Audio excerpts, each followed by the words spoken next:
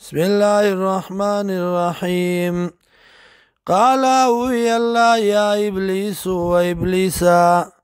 ما منعک سشی منک تالرا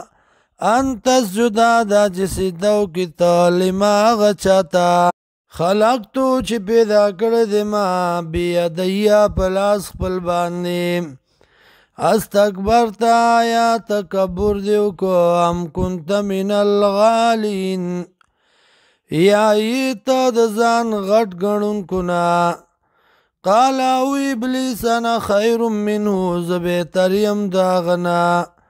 خلقتنی پیدا کړی تا مال را من نارن دورنا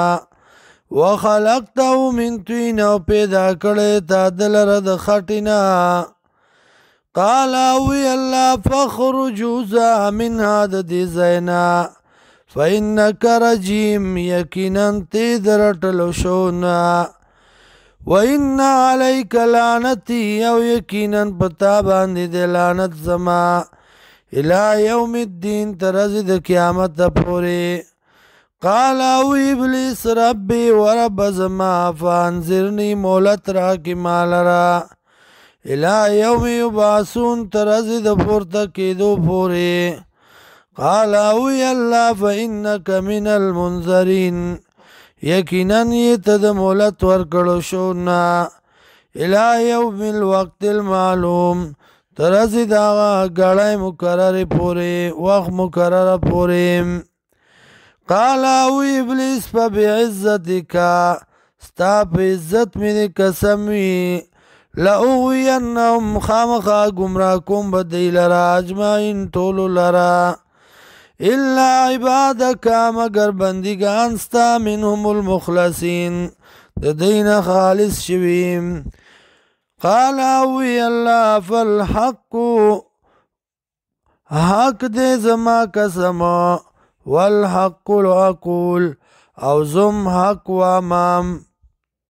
لأملأن جهنم خامخا ډک بکم جهنم من کاستانا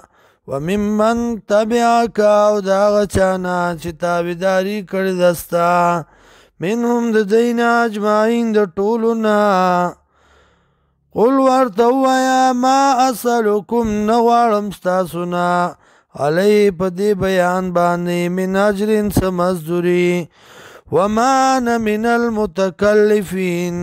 او نیم زاد ځان د جوړونکو نام ان هو دا الا ذکر للعالمین